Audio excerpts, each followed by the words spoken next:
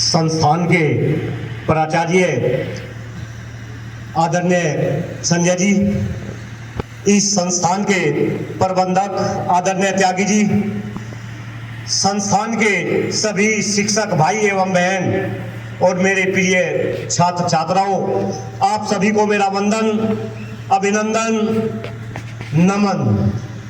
मेरे बच्चों, मेरा नाम जैसा प्रधानाचार्य जी ने बताया डॉक्टर कुलदीप मलिक है। मैं रहने वाला आप ही के जिले का हूँ। वर्तमान समय में ग्रेटर नोएडा के अंदर ITS इंजीनियरिंग कॉलेज के अंदर मैं कंप्यूटर विभाग में प्रोफेसर हूँ। मेरी धर्मपत्नी डॉक्टर प्रियंका मलिक गलगोटिया विश्वविद्यालय में प्रोफेसर है मैनेजमेंट डिपार्टमेंट के अंदर। इस देश में 4 मुद्दों को लेकर हम काम कर रहे हैं। आप इनको मुद्दे बोलो या देश की 4 गंभीर समस्याएं बोलो। इन समस्याओं को लेकर पिछले 15-20 साल से हम संघर्षरत हैं। और मेरे बच्चों, मुझे अब ऐसा लगता है कि हो सकता है मेरे अंदर कुछ कमी हो, हमारे अंदर कुछ कमी हो, हम इन समस्याओं का समाधान अब तक नहीं निकाल पाए। जब आपका समय आएगा तो कहीं ना कहीं आप इन समस्याओं का क्या देंगे, समाधान देंगे, इन समस्याओं का हल करेंगे। क्योंकि सब बच्चों को पता है आने वाले समय में भारत भाग्य विधाता कौन है। खास तौर से सीनियर बच्चे मेरे से जुड़ेंगे। बेटा, आने वाले समय में भारत भाग्य विधाता कौन है? आप है। आने वाले समय में आप में से ही कोई इस देश का प्रधानमंत्री बनेगा, कोई सूबे का मुख्यमंत्री बनेगा, कोई अच्छा डॉक्टर बनेगा, कोई अच्छा इंजीनियर बनेगा, कोई अच्छा ब्यूरोक्रेट बनेगा। यानी कि इस देश को कौन चलाएंगे? आप चलाएंगे। बच्चियां भी खास तौर से बेटा, आप में से ही कोई इंदिरा गांधी बनेगी, कोई कल्पना चावला बनेगी, कोई विनीश फोगाट बनेगी। इसलिए इन समस्याओं को जानना समझना आपके लिए अत्यंत आवश्यक है। अभी प्रधानाचार्य जी ने भी जिक्र किया कि भाई मैं स्वास्थ्य को लेकर और पर्यावरण को लेकर कुछ बात आपके बीच में रखूंगा। तो ये जो 4 समस्याएं हैं, इनमें सबसे पहली समस्या है हमारे देश का खराब होता हुआ पर्यावरण। मेरे साथ बोलेंगे, पहली समस्या है हमारे देश का खराब होता हुआ। दूसरी समस्या है हम सभी का खराब होता हुआ स्वास्थ्य।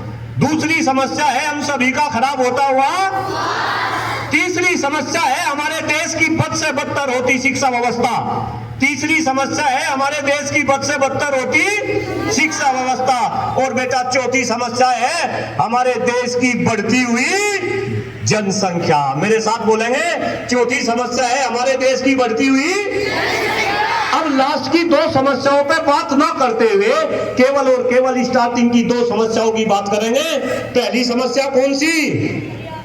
पर्यावरण की। सब बच्चों को पता होगा हमारे शरीर के लिए सबसे महत्वपूर्ण क्या है जो हम सभी शरीर के अंदर लेते हैं। भाई जोरदार तालियां बच्चों के लिए, बड़े अच्छे बच्चे हैं, बहुत सारी बातें जानते हैं। ताली बजाओ जोरदार अपने लिए। शरीर के लिए सबसे महत्वपूर्ण ऑक्सीजन, हवा, सांस, इसके बाद हवा के बाद पानी, और पानी के बाद खाना, दूसरे खाद्य पदार्थ। लेकिन मेरे बच्चों, दुर्भाग्य है हमारा, दुर्भाग्य है आपका कि आज हमारे देश की हवा सांस लेने लायक, हमारे देश का पानी पीने लायक, हमारे देश में खाद्यान्न खाने लायक। और इसके पीछे है कि आज हमारे देश का पर्यावरण खराब है। तो कहीं ना कहीं इस पर्यावरण को समझना पड़ेगा। मेरे बच्चों, 2 आंकड़े आपके सामने दे रहा, छोटे से लेकर बड़े तक इस बात को समझेंगे। जब से हमारा देश आजाद हुआ तब से लेकर अब तक इस देश के अंदर 70% पक्षी गायब हो गए। कितने % पक्षी गायब हो गए? जब मैं छोटा बच्चा था आपकी तरीके का, तो मेरे बच्चों खूब हमें गांवों के अंदर कौवे, कबूतर हैं। इनफैक्ट कई बार जब घेर में सोते थे तो सुबह उठते थे तो चारपाई के पास मोर नाचते हुए नजर आते थे। लेकिन अब सारे पक्षी क्या हो गए? गायब हो गए। वे पक्षी गायब क्यों हो गए? क्योंकि देश का वातावरण उन पक्षियों के अनुरूप नहीं रहा। ध्यान दे, वे पक्षी भी जीव थे, हम भी जीव हैं। अगर देश का वातावरण ऐसे ही खराब होता रहा तो आने वाले समय में हम भी पक्षियों की तरह क्या हो जाएंगे मेरे बच्चों? गायब हो जाएंगे। और हम गायब होना शुरू हो चुके हैं। अभी मैं स्वास्थ्य की बात कर रहा हूं। जैसा स्वास्थ्य मेरे बाबा जी का था, ऐसा स्वास्थ्य मेरे पिताजी का नहीं बचा। जैसा स्वास्थ्य मेरे पिताजी का था, ऐसा स्वास्थ्य मेरा नहीं। और जैसा स्वास्थ्य मेरा है, ऐसा स्वास्थ्य आप बच्चों का नहीं। कारण क्या है? कारण क्या है? पर्यावरण, देश की हवा, देश का पानी। मेरे बच्चों, कहीं ना कहीं इस पर्यावरण को क्या करना पड़ेगा? क्या करना पड़ेगा? पर्यावरण को शुद्ध करना पड़ेगा। आप में से बहुत सारे बच्चे, मेरी उंगली फिर सीनियर बच्चों की तरफ घूम रही। मेरे बच्चों, आपने नाम सुना होगा कुछ बच्चों ने AQI का। किसका? कोई बच्चा बताएगा AQI का मतलब? AQI बोले तो? अरे वाह मेरे बच्चे, जरा हाथ ऊपर करो। कौन सा बच्चा बोला भाई? इधर आ जाओ स्टेज पे। कोई नहीं मिलता। मुजफ्फरनगर में बहुत कम बच्चे हैं जो AQI का मतलब जानते हैं। क्या नाम बच्चे का? नैतिक के लिए भाई जोरदार तालियां इस बच्चे के लिए, बहुत क्रांतिकारी बच्चा। AQI बोले तो एयर क्वालिटी इंडेक्स। मेरे साथ बोलेंगे, AQI बोले तो एयर क्वालिटी इंडेक्स। क्या होता है AQI? हवा की शुद्धता को नापने का एक जरिया होता है। क्या होता है AQI? हवा की शुद्धता को नापने का जरिया। हमारी हवा कितनी शुद्ध है? क्या ये सांस लेने लायक है या नहीं है? कौन बताएगा? AQI बताएगा। बॉडी का टेम्परेचर कौन बताता है? थर्मामीटर बताता है ना। टेम्परेचर कितना रहना चाहिए? 98.6। ऐसे ही AQI कितना रहना चाहिए? बोल बेटा, AQI कितना रहना चाहिए? हमेशा 50 से नीचे रहना चाहिए। AQI कितना रहना चाहिए? 50 से नीचे। लेकिन मेरे बच्चों, दुर्भाग्य है कि हमारे देश का AQI कभी भी 50 से नीचे नहीं रहता। अभी हम मुजफ्फरनगर के अंदर है, हरा भरा कैंपस आपका है, चारों तरफ खेत है, लेकिन अगर मोबाइल के ऊपर AQI लेंगे तो अभी भी आपका AQI 300 के आसपास मिलेगा। मेरे जानने वाले बहुत सारे मेरे दोस्त, मेरे रिलेटिव्स विदेशों में रहते हैं। हम कोई अमेरिका में है, कोई कनाडा में है, कोई UK में है। अगर विदेशों के अंदर AQI 50 से ऊपर चला जाए तो वहां पे हाहाकार मच जाता है। कनाडा के अंदर 50 से ऊपर अगर AQI चले जाए तो वहां पे अलार्म बोलने शुरू हो जाते हैं, इमरजेंसी लग जाती है, कोई घरों से बाहर नहीं निकलता। लेकिन दुर्भाग्य है हमारे देश का कि हमारे देश के बच्चे, हमारे देश के युवा AQI का मतलब भी नहीं जानते। AQI का मतलब समझ आया? क्या बताएगा AQI? हवा की शुद्धता कितना रहना चाहिए? रहता कितना है?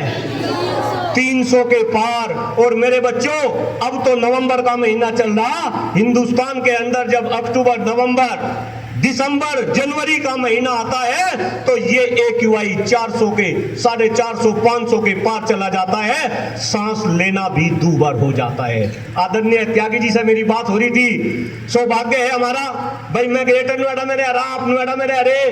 नोएडा NCR के अंदर तो सांस भी लेना अपने आप में बहुत कठिन हो जाता है। तो कहीं ना कहीं इस AQI को हमें क्या करना पड़ेगा? क्या करना पड़ेगा? डाउन करना पड़ेगा। भाई वाह, छोटे बच्चे भी बात समझने लगे। जोरदार तालियां इन बच्चों के लिए, ये भी समझने लगे बात। AQI को क्या करना पड़ेगा? डाउन करना पड़ेगा। AQI डाउन कैसे होगा? कैसे होगा? पेड़ लगाने से। जब वातावरण शुद्ध होंगे। और बेटा, जहां तक पेड़ लगाने की बात है, आपको एक डाटा और दे रहा, आपकी आंखें खुलेगी।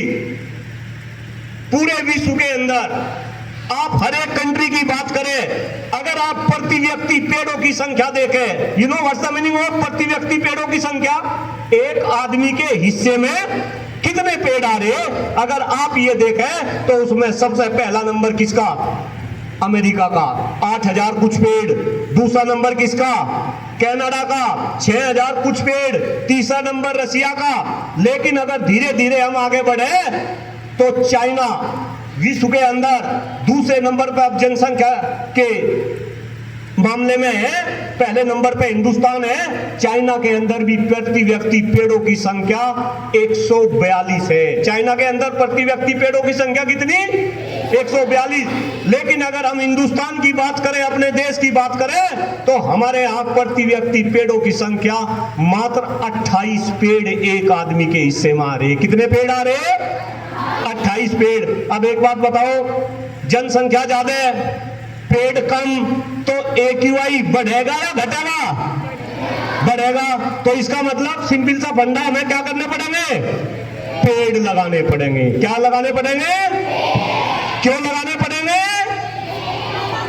पर्यावरण को बचाना पड़ेगा, पर्यावरण को शुद्ध करना पड़ेगा, AQI को नीचे लाना पड़ेगा। और पेड़ भी कौन से पेड़ लगाने पड़ेंगे? असली पेड़ लगाने पड़ेंगे। कौन से पेड़? असली पेड़। कौन से होते हैं असली पेड़? जो सबसे ज्यादा वातावरण को शुद्ध करते हैं। कौन बच्चा बताएगा सबसे अच्छा पेड़ कौन सा? हाथ ऊपर करो। सबसे अच्छा पेड़, असली पेड़। हाँ बेटा, नीम का। उससे भी बढ़िया? भाई वाह, ये बच्ची बोली ग्रीन का। इधर आओ बेटा, दौड़ गाओ बच्ची के लिए जोरदार ताली। आज इधर आ जा। क्या नाम आपका? आकांक्षा के लिए जोरदार तालियां बजाओ। आकांक्षा के लिए, देखो कितनी अच्छी बच्ची। सबसे अच्छा पेड़ कौन सा?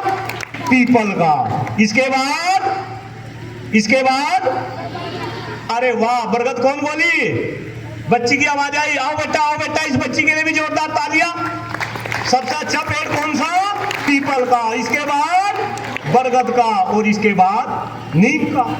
ये 3 पेड़ है असली पेड़, क्योंकि ये पेड़ सबसे ज्यादा वातावरण को शुद्ध करते हैं, ऑक्सीजन सबसे ज्यादा रिलीज करते हैं। और मेरे बच्चों, मुझे बताते हुए इस बात की खुशी हो रही है आपके इस मंच से कि मैं एक ऐसा इंसान आपके सामने खड़ा जो पिछले 15-20 साल से पेड़ ही लगा रहा, और ये 3 टाइप के पेड़ लगा रहा।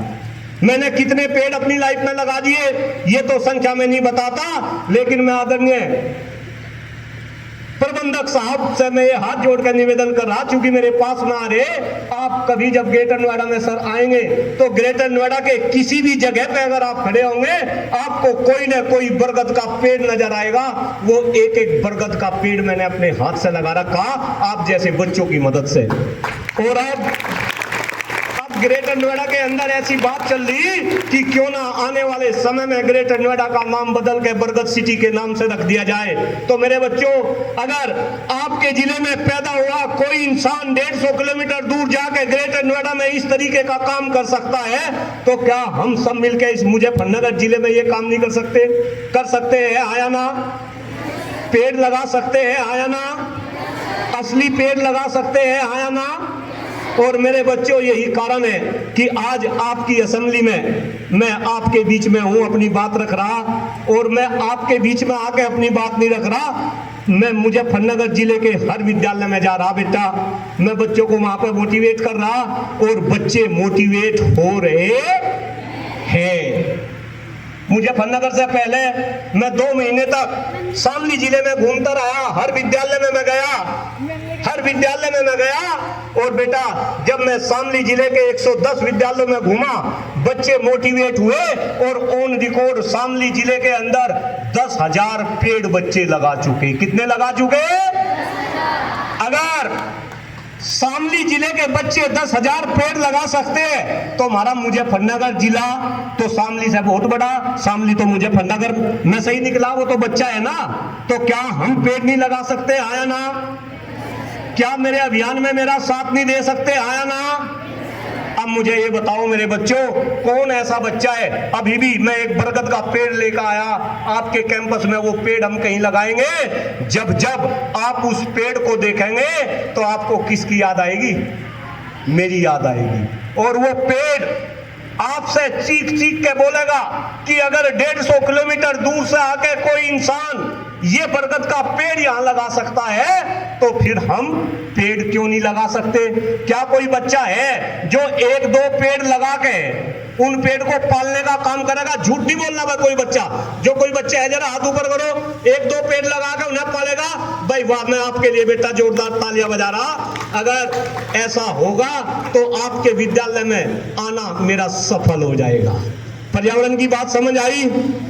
पर्यावरण की बात समझ आई? पर्यावरण का सीधा संबंध किससे? स्वास्थ्य से। पर्यावरण का सीधा संबंध किससे? स्वास्थ्य से। क्योंकि अगर पर्यावरण सही रहा तो हमारा स्वास्थ्य भी क्या रहेगा? सही रहेगा। मैंने देखा अभी एक बच्ची आपके बीच में से उठ के चली गई, शायद धूप हो रही, बच्ची को गसा आ गया, चक्कर आ गया होगा, मेरा ऐसा मानना है। और ये आपके विद्यालय का हाल नहीं। मैं जहां जहां, चूंकि पूरे हिंदुस्तान में मैं घूमता हूं, पूरी गंभीरता के साथ डॉक्टर कुलदीप मलिक इस बात को बोल रहा कि आज हिंदुस्तान का 90% बच्चा है, स्वस्थ है। और मैं हर जगह एक क्वेश्चन करता हूं, वो क्वेश्चन मैं आपके विद्यालय में भी कर रहा, कितने बच्चे ऐसे हैं, प्लीज झूठ नहीं बोलना भाई मेरे सामने, कितने बच्चे ऐसे हैं जो हाथ ऊपर करके ये कहे कि हाँ मैं स्वस्थ हूं। स्वस्थ का मतलब है शारीरिक और मानसिक रूप से स्वस्थ। ध्यान रखना, जांच होगी, जांच कर लूंगा, झूठ नहीं बोलना है। कोई बच्चा जो ये कहे कि मैं स्वस्थ हूं, हाथ ऊपर करो जरा, हाथ ऊपर करो। जो बच्चे स्वस्थ है हाथ ऊपर करो, करो हाथ ऊपर। सीनियर बच्चे देखो, छोटे बच्चों को तो शायद कुछ पता नहीं, लेकिन सर ये सीनियर बच्चों का हाल है। और ये आपके विद्यालय का हाल नहीं, मैं कह रहा कि हिंदुस्तान में आज 90% युवा स्वस्थ है। और बेटा हम कह रहे कि हम इस देश को विश्व गुरु बना देंगे, हम इस देश का डंका पूरे विश्व में बजा देंगे। अरे जिस देश के युवा स्वस्थ हो गए हो, जिस देश में सांस लेने के लिए हवा ना बची हो, जिस देश में पीने के लिए शुद्ध पानी ना बचा हो, जिस देश की शिक्षा व्यवस्था बद से बदतर हो गई हो, जिस देश में शिक्षकों का मान सम्मान खत्म हो गया हो, क्या वो देश कभी विश्व गुरु बन सकता है क्या? विकसित बन सकता है क्या? हाँ या ना? बन सकता है क्या? बन सकता है अगर आप चाहो तो। मैं फिर कह रहा, आने वाले टाइम में आप में से ही मोदी बनेंगे, आप में से ही योगी बनेंगे, आप में से ही कल्पना चावला बनेगी, आप में से ही विनीत फोगाट बनेगी। आपको ये सारी की सारी बातें समझनी पड़ेगी। समझ आया? पर्यावरण की समस्या, स्वास्थ्य की समस्या समझ आई? और बेटा मैं भी एक ऐसा अभागा इंसान हूं, मेरे पिताजी कैंसर से पीड़ित होकर चले गए। मेरे पिताजी को कैंसर था, तब से मैं जागरूक हुआ, मैं काम करने लगा। और मेरे बच्चों, अब मैं देख रहा कि अब घर घर के अंदर कैंसर, छोटे छोटे बच्चों के अंदर डायबिटीज, छोटे छोटे बच्चों को हाइपरटेंशन है, सारी की सारी बीमारी। आप डाटा, गूगल बाबा है ना सबके पास में, गूगल बाबा यूज करते हैं ना? आया ना? गूगल बाबा के ऊपर सर्च करके देखना कि कौन सी बीमारी के सबसे ज्यादा मरीज किस देश में, कौन सा देश आएगा? हिंदुस्तान में। गूगल बाबा के ऊपर सर्च करके देखना पूरे विश्व के अंदर सबसे प्रदूषित शहर कौन से, जो लिस्ट आएगी तो 10 में से 7 शहर किसके मिलेंगे? इंडिया के, हिंदुस्तान के मिलेंगे। गूगल बाबा के ऊपर सर्च करके देखना पूरे विश्व में सबसे खराब, सबसे प्रदूषित राजधानी किस देश की, तो वो आपके देश की राजधानी नई दिल्ली मिलेगी मेरे बच्चों। और आप दिल्ली की बात भूल जाओ, आप नोएडा की बात भूल जाओ। मैं तो चूंकि मुजफ्फरनगर में घूम रहा, 5 दिन पहले मैंने मुजफ्फरनगर के न्यूज़पेपर में, मैं जामसट के अंदर था, वहां पे खबर पढ़ी। और जामसट के अंदर मीरापुर की तरफ अभी चुनाव भी चल रहा, हमारे यहाँ पे उपचुनाव चल रहा, मैं खबर पढ़ी। उस दिन मुजफ्फरनगर पूरे देश में सबसे ज्यादा प्रदूषित शहर था। AQI 113 था मुजफ्फरनगर का। कितना AQI था? 13। पूरे विश्व में सबसे प्रदूषित शहर था मुजफ्फरनगर। और कोई बात नहीं करता, कोई नेता बात नहीं करता, प्रधानमंत्री बात नहीं करते, मुख्यमंत्री बात नहीं करते, जागरूक लोग बात नहीं करते, देश के शिक्षक बात नहीं करते। कहीं ना कहीं हमें ये बात समझनी पड़ेगी। खैर, मुझे ऐसा लग रहा टाइम की बाध्यता है। मेरे बच्चे पर्यावरण में मेरा साथ दोगे, आया ना? पर्यावरण बचाओगे, पेड़ लगाओगे, पक्का? अब एक बार स्वास्थ्य का भी कुछ गुर देकर जा रहा, क्योंकि समस्या तो सब बताते हैं, उनका सोल्यूशन कोई नहीं बताते। पर्यावरण की समस्या बताई, उनका सोल्यूशन भी बताया, स्वास्थ्य की समस्या का भी सोल्यूशन बता रहा। मेरे बच्चे ताली बजा के दिखाओ एक बार, सारे बच्चे ताली बजाओ, बजाओ ताली। आप इधर ऊपर आओ, आप आओ, आजा, टूट जाओ ऊपर से।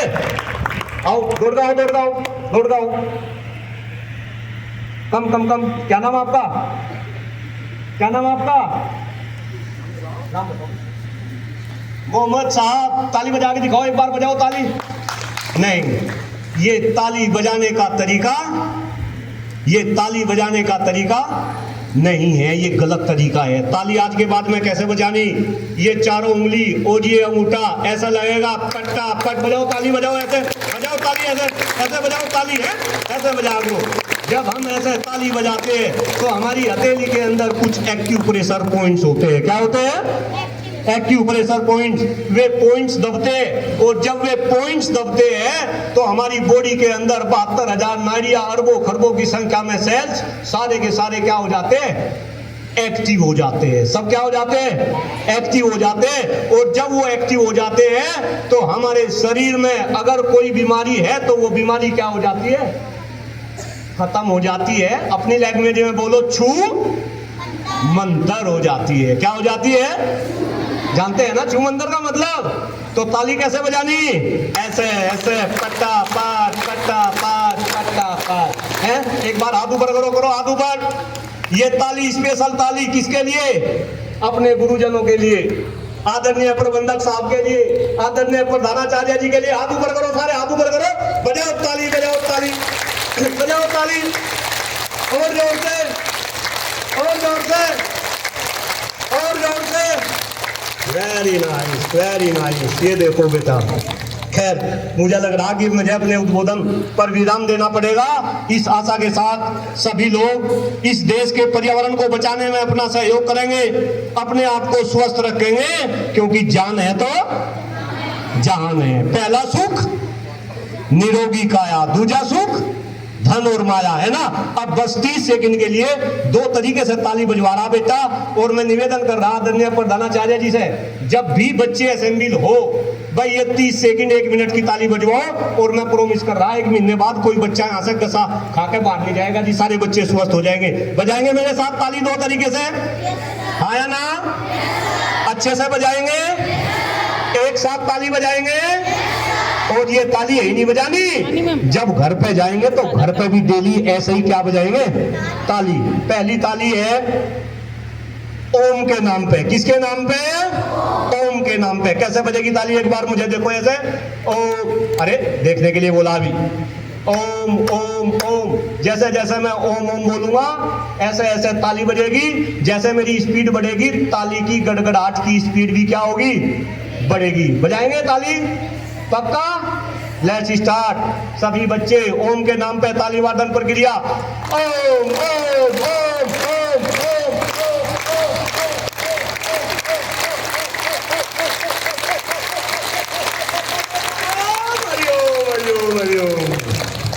आनंद आया? आनंद आया? प्रतिदिन डेली बजाएंगे ताली, है ना। अब दूसरे तरीके की ताली वादन, इसका नाम है राम के नाम पे, अल्लाह के नाम पे, वाहिगुरु के नाम पे, जो जिस धर्म को मानता है उसी के नाम पे ताली बजाएंगे। ये ताली अभी मैं 21 बार बजवाऊंगा, लेकिन घर पे कितनी बार बजाएंगे ये ताली? राम का नाम, अल्लाह का नाम, वाहिगुरु का नाम कितनी बार लेते हैं भाई? वाह, 108 बार। कितनी बार? 108 बार। तो ताली भी कितनी बार बजेगी? यहाँ पे कितनी बार बजाएंगे? 21 बार। शुरू करें? एक बार देखेंगे, मुझे देखेंगे, इसके बाद बजाएंगे ऐसे, राम राम 1, राम राम 2, ऐसे बजाएंगे 21 बार। सबकी ताली एक साथ। Let's start. शुरू करेंगे। राम राम 1, राम राम 2, राम राम 3, राम राम 4, राम राम 5, राम राम 6, राम राम 7, राम राम 8, राम राम 9, राम राम 10, राम राम 11, राम